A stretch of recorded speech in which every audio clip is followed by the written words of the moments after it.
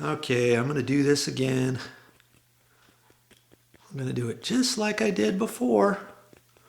Little minor surgery. I'm so tired of these chairs. Without this, you got to be real careful when you sit down on the chair so another one's not going to break, or that one of these doesn't poke you in the back. You know, I would never get this type of chair again. I don't know why she got this one. It looked kind of nice, you know, when they bought it. But it just, it's not really very strong. See how tinny this is as it moves? That's because this is kind of moving too. And over the years, it just hasn't really held together very well.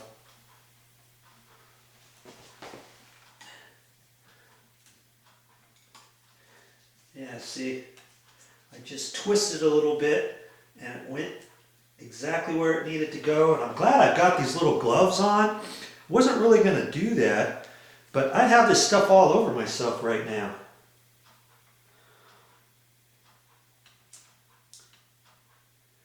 Hold that, count to 30, 1001, 1002, 1003, something like that. And I can check this one here.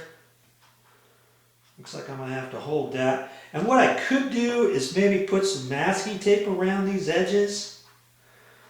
But on the outside surface, it all has to be dry, because then the masking tape might start gluing right on the super glue, any excess, you know what I mean? All right, so I'm going to just set right like this for a few minutes to be on the safe side. I'm going to do that and be right back to you. Yeah, I'm almost done. I've got this middle one already done, and the friction of everything facing down on it, I just pushed it down tight, and that one's going to dry in place. Now the other thing to realize on this stuff, if you squeeze on here, if it's not coming out, then just kind of shake this a little bit more. You'll get more of the gel in the bottle. There's a lot in here, by the way. Well, then kind of squeeze down in here. I don't want you to think, oh shoot, the tip is clogged. You know, just shake it a little bit and see if it won't come out. Like I say, if it's the first time you're using this after a while and it's already been open once upon a time, then take a little drill bit, put down in there and do that.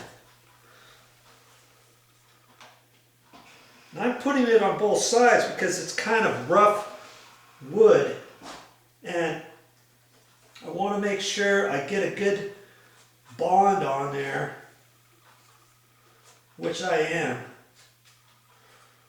And for that particular instance, you just want to kind of hold it on there. You're going to have to hold it together a little bit longer than the 10-second rule or the 30 seconds. Just read the back on your directions of your super glue, because depending what kind of super glue you get, the directions might be a little bit different. So is more always better?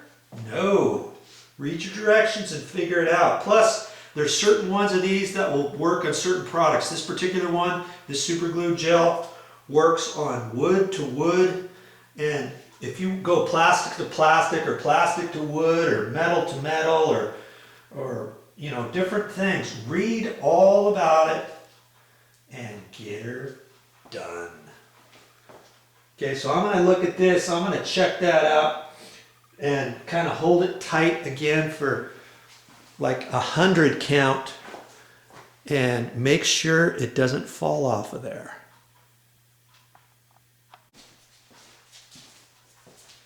I still can't believe that I remembered to put my little gloves on. Usually I don't use gloves when I do super glue. I'm glad I did. Okay, now I've got a little bit of excess on the edge. You want to kind of clean that off so that your tip doesn't build up. And I'm going to kind of do this and try to get the glue down from the tip on back down into the bottle. Okay.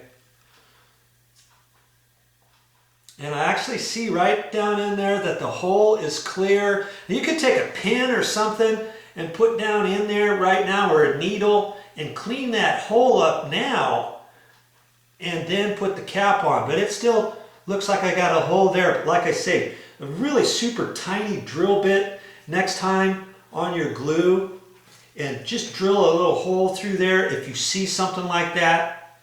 Because a needle, if you poke a needle down there or a pin later, maybe it doesn't get all the way through there. And that's, you know, the shaft is really long here. It still has kind of a sharp tip on there. And so this type of applicator, I'm going to really actually end up saving a lot of money, because I've got so much more glue in there I can use for all kinds of projects. You buy something about this size and you'll be able to use all of this. Trust me. You'll use it all on all kinds of different products, instead of buying those little small little containers that you use it once and you're going to have to throw it away, because next time the tip is clogged up, and what do you have to do? You try to squeeze and the container breaks, and the cap area breaks or something like that. Okay, there's a tip for you. Now here's a tip. Yes, we're going to talk about another tip for you. You know, when you glue something together, if you've got a stain you're trying to match, or if this is dark, you can use a black felt tip pin over this after it dries, or they even have brown felt tip pins nowadays. Did you know that?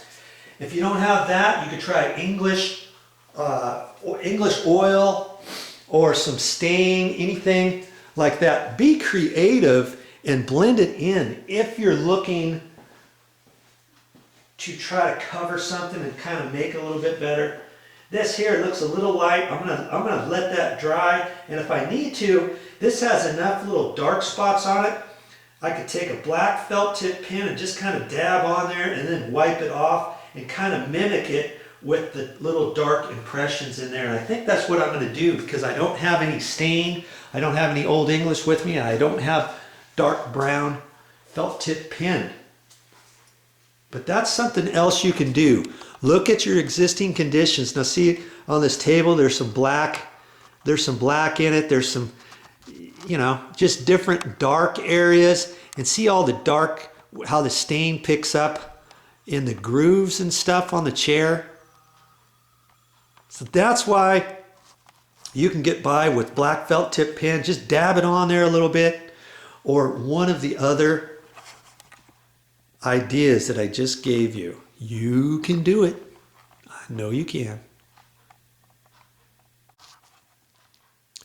Well, it's only been a few minutes, but this chair, doesn't that look good? I've got that back on there. Now, you're probably not going to want to sit on that chair for a while. Leave it for a few days. Let that stuff cure. You want to cure that before sitting in there, because you don't want one of those to pop out.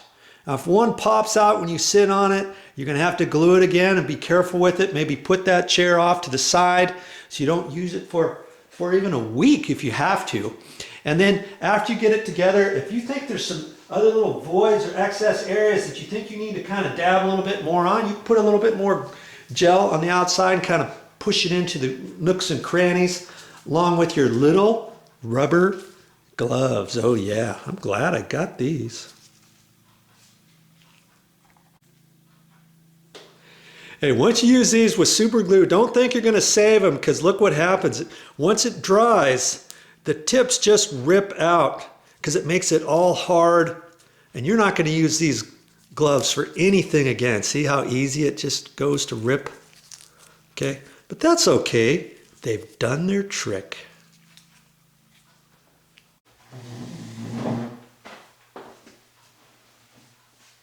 Well, that's all I got for this time, but I'll be back with more videos.